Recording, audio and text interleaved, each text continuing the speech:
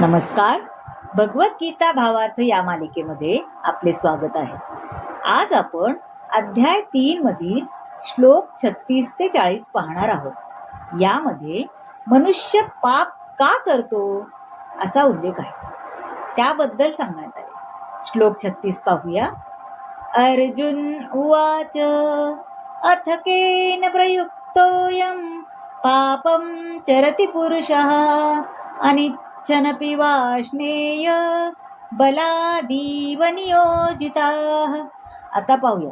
अर्जुन म्हणाला, हे कृष्ण वंशजा, कशामुळे मनुष्य त्याची इच्छा नसतानाही जणू काही बळेच पाप करण्यास असं प्रेरित होतो, है की नाही? जीव हा भगवंताचा अंश असल्यामुळे मूलतः आध्यात्मिक, विशुद्ध आणि सर्व भौतिक कल्मशापासून मुक्त असतो, हो की नाही? म्हणून स्वभावताच तो भौतिक जगाच्या पापामुळे प्रभावित होत नाही. आपल्याला लगेच पाहिलं तर एखादी गोष्ट हवीच असं काही वाटत नाही, त्यामुळे आपण काही लगेच प्रभावित होत नाही. परंतु जेव्हा तो भौतिक प्रकृतीशी संबंधित असतो तेव्हा तो निसंकोचपणे अनेक पापमय आचरण करतो. कधी कधी आपली इच्छा तसे आचरण करण्याची नसते पण, हे की नाही? बळेच एखाद्या वेळी आपण असं आपल्याला वाटतं की नको करावं की नाही, त्याची इच्छा नसते पण.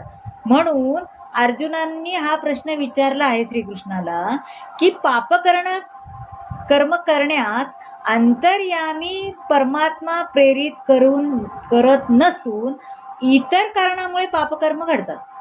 ती आता पुढील श्लोकात आपण पाहूया. श्लोक 37. श्री भगवान उवाच कामैष क्रोधैष रजो गुणसमुद्भवा महाशनो महापाप्मा विद्यन्मीह वैरिणम्. श्री भगवान म्हणतात, हे अर्जुना, रजोगुणाच्या संपर्कातून उत्पन्न झालेला हा काम आहे आणि नंतर तो क्रोधामध्ये रूपांतरित होतो. तोच या जगताचा सर्व भक्षक महापापी शत्रू आहे. आता पहा, रजोगुणाच्या संघामुळे त्याच्या श्रीकृष्णाशी असणाऱ्या शाश्वत प्रेमाचे रूपांतर काम विकारात होते. आता सोपं उदाहरण सांगू. दुधात आपण एखादा आंबट पदार्थ मिसळला की लगेच त्याचे दही बनते, है ना? त्याप्रमाणे त्याच्या भगवंताशी असणाऱ्या प्रेम भावनेचे रूपांतर कामविकारात होते. प्रेम भावना असली की नंतर पण ते कामविकारात रूपांतर होते आणि नंतर जेव्हा कामाची तृप्ती होत नाही तेव्हा क्रोध होतो. मग क्रोधाचे मोहात रूपांतर होते आणि मोहामुळे भौतिक अस्तित्व चालू राहते. काम हा जीवाचा सगळ्यात महाशत्रू आहे.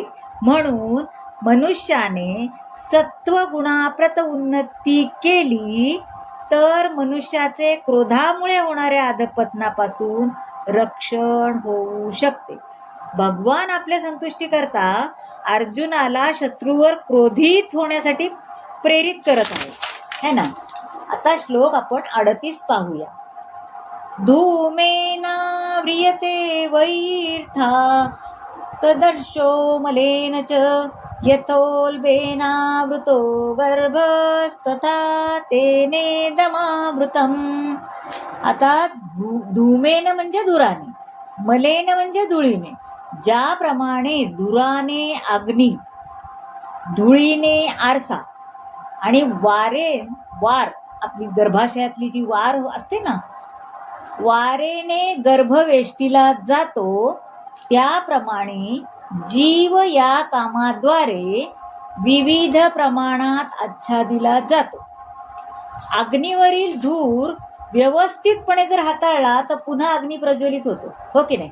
जे आपण फुंकर मारली, राख बसलेली असते, फुंकर मारली की पुन्हा अग्नी प्रज्वलित होतो, बरोबर आहे ना? म्हणून भौतिक अस्तित्वाच्या जंजाळातून मुक्त होण्यासाठी मनुष्य जीवन ही एक नामी संधी आहे, है ना? मनुष्य जीवन आपण म्हणतो ना, किती लक्ष योनीतून आपल्याला एकदा मनुष्य जन्म मिळतो, तसं कृष्ण भावनेचा अनुशीलनाद्वारे मनुष्य आपला शत्रू काम यावर विजय प्राप्त करू शकतो. आता श्लोक 39 पाहूया. आवृत्तं ज्ञानमेतेन ज्ञानिनो नित्यवैरिणा कामरूपेण कौन्तेय दुष्पुरेणानलेन च. आता आवृत्तम म्हणजे झाकलेला. याप्रमाणे ज्ञानी जीवाची शुद्ध चेतना त्याच्या कामरूपी नित्य शत्रूद्वारा आच्छादली जाते, है ना. काम कधीच संतुष्ट होत नाही आणि तो अग्नीप्रमाणे जळत राहतो. काम यामुळे जीवाला भौतिक जगतात राहणे भाग पडते. जेव्हा मनुष्य इंद्रिय तृप्तीचा भोग घेतो तेव्हा त्याला थोड्याफार सुखाची अनुभूती होत असेल, पण तथाकथित सुखाचा तो अनुभव हा इंद्रिय भोग करणाऱ्याचा परमशत्रू आहे असं सांगितलेलं आहे. आता श्लोक 40 पाहूया. इंद्रियाणि मनोबुद्धिस्याधिष्ठान मुच्यते अतैर्विर्मोहतेश ज्ञानमावृत्य देहिनम्. इंद्रिय, मन आणि बुद्धी ही या कामाची निवासस्थाने आहेत, है की नाही. आता यांच्याद्वारे काम आत्म्याच्या शुद्ध ज्ञानाला आच्छादित करतो आणि त्याला तसं मोहितही करतो. आता पहा, शत्रूने म्हणजे मनाने आपल्या बद्ध जीवाच्या शरीरातील महत्वाची ठिकाणे काबीज केली आहेत, खरं आहे की नाही. म्हणूनच ज्याला मनरूपी शत्रूवर विजय मिळवायचा आहे त्याने शत्रूची ही ठिकाणे सूचित केलेली आहेत. आता मन हे इंद्रियाच्या सर्व कृतीचे केंद्रबिंदू आहे. आपण म्हणतो पण कधी कधी बोलता बोलता मन चिंतिते वैरीने, सगळं आपल्याला मनात सगळं चाललेलं असतं. तसं मन हे इंद्रियाच्या सर्व कृतीचे केंद्रबिंदू आहे.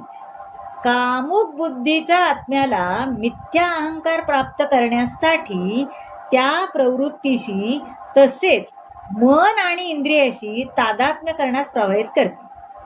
आत्मा भोग करण्याच्या अधीन होतो व चुकीने त्यातच वास्तविक सुख आहे असं समजतो, है ना. तर मंडळी, कसा वाटला आजचा भाग नक्की सांगा. तुम्हाला जर आवडत असेल तर लाईक करा, शेअर करा. भेटूया पुढच्या भागात. धन्यवाद.